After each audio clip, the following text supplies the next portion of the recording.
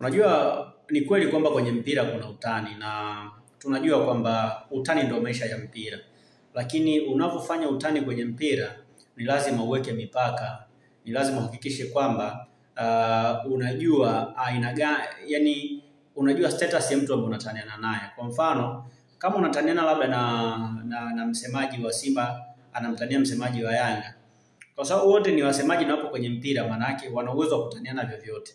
Na ndio maana wasemaji wa Simba na Yanga wanaweza kutaniana hata kwenye maneno makali, lakini bado isitafsirike tofauti kwa sababu ni watu wa mpira.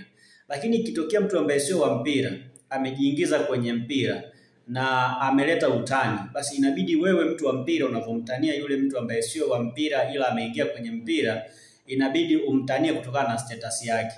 Manake kama ni mtu wa serikali, labda lese mfano mkuu wa mkoa amekuja na amekutania wewe mtu wa mpira, hakikisha kwamba kwenye utani wako haumgusi direct, au ikiwezekana unamtaja kabisa kwa jina lake ili ionekane kama umemtania. Yani kuna namna unatakiwa kuiweka ipunguze ule ukali wa maneno. Lakini Ally Kamwe hakuiweka kwenye eneo hilo.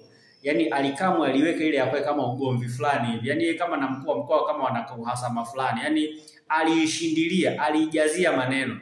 Na ndio maana ile ilionekana kwamba ni mbaya zaidi kwa upande wake. Kwa mfano, ile kusema kwamba amevaa shati lake la ubatizo.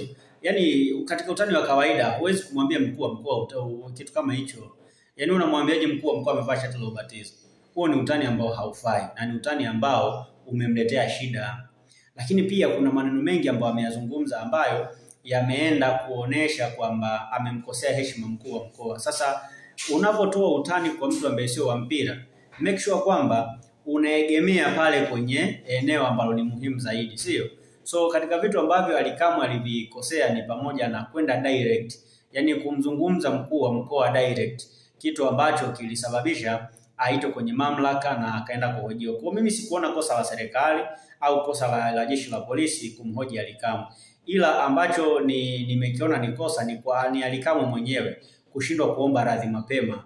Yani kwa mfano kama Ally Kamwe angeomba radhi mapema, kusinge kuwepo na shida yoyote ile, wala inawezekana hata asingeitwa kuhojiwa kwenye jeshi la polisi, kwa sababu tayari alikuwa ameshaomba radhi.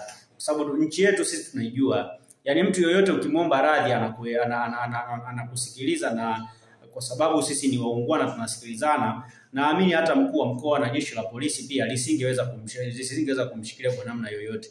Lazima angeeleweka kwa kile ambacho alikuwa anakizungumza na watu wangemwona kama kama ni jambo la kawaida tu. So kwa hiki ambacho kimetokea mpaka hivi sasa, Ally Kamwe na timu yake wao walijawa tu na kile kiburi, yani ujeuri tu ndio ambao uliwajaa Young Africans pamoja na afisa habari wake.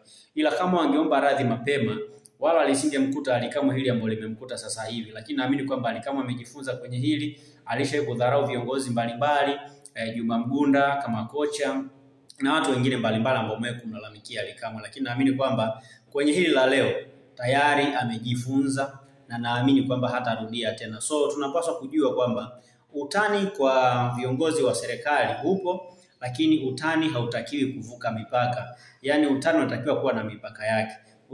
Usipoweka mipaka kwenye utani, utakuja kuleta shida ambayo itakuwa ni kubwa. Yani hata kwako wewe hapo ambaye unanisikiliza na kunitazama sasa hivi, unavomtania mtu, mtanie mtu kutokana na status yake.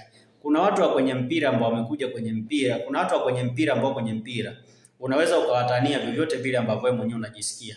Lakini ikitokea mtu sio wa mpira na amekuja kwenye mpira, basi make sure unamtania kwenye mazingira ambayo hawezi kujifeel vibaya.